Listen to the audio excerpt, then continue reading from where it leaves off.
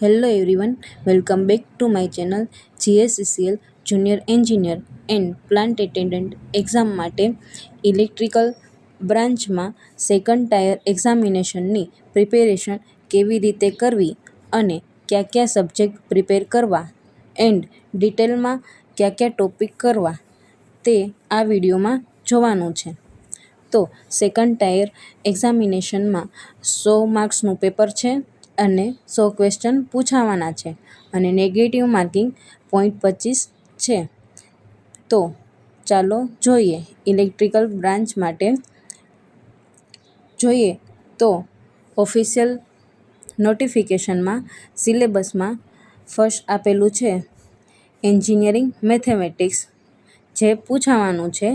ત્યારબાદ જોઈએ electric circuit, ત્યારબાદ સિગ્નલ એન્ડ સિસ્ટમ, ત્યારબાદ ઇલેક્ટ્રિકલ મશીન, ત્યારબાદ પાવર સિસ્ટમ, ત્યારબાદ કંટ્રોલ સિસ્ટમ, ત્યારબાદ ઇલેક્ટ્રિકલ એન્ડ ઇલેક્ટ્રોનિક્સ મેઝરમેન્ટ, ત્યારબાદ એનાલોગ એન્ડ ડિજિટલ ઇલેક્ટ્રોનિક્સ, ત્યારબાદ પાવર ઇલેક્ટ્રોનિક્સ.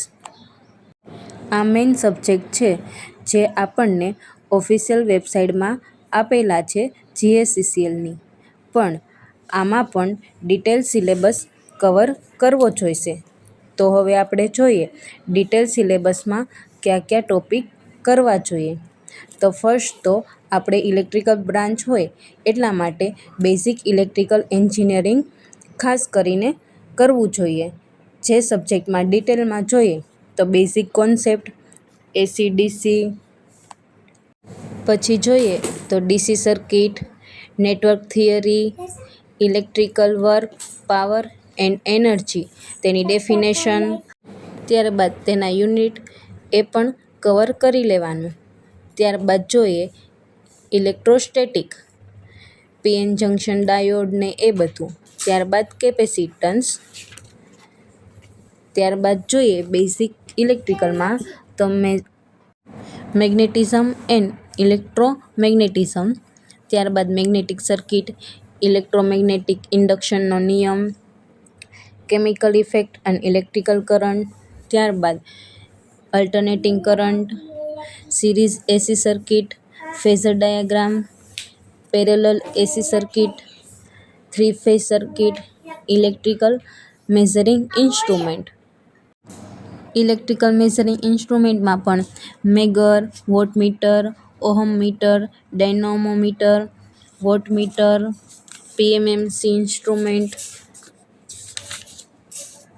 ઇન્ડક્શન વોટમીટર એ બધું કવર કરવાનું રહેશે. ત્યારબાદ જોઈએ પાવર સિસ્ટમ.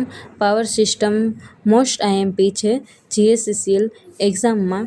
તો તેમાં જોઈએ generation of electrical energy, economic of power generation, supply system, overhead line, distribution of electric power, fault in power system, switch gear, protection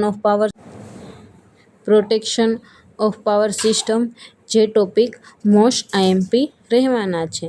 ત્યારબાદ જોઈએ બેઝિક ઇલેક્ટ્રોનિક્સ. ઇલેક્ટ્રોનિક્સ સબ્જેક્ટ આમાં સિલેબસમાં આપેલો છે.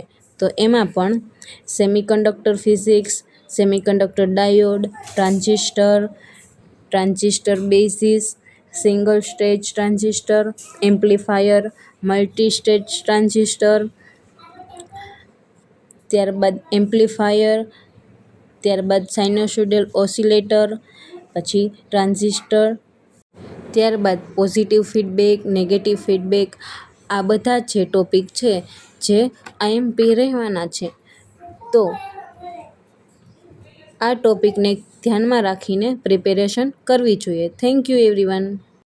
તમને જો મારો વિડીયો પસંદ આવ્યો હોય તો વિડીયોને લાઇક કરો, ચેનલને સબસ્ક્રાઈબ કરો અને આવા ને આવા ડિટેલમાં ટોપિક જોવા માટે ચેનલ સબસ્ક્રાઈબ કરો.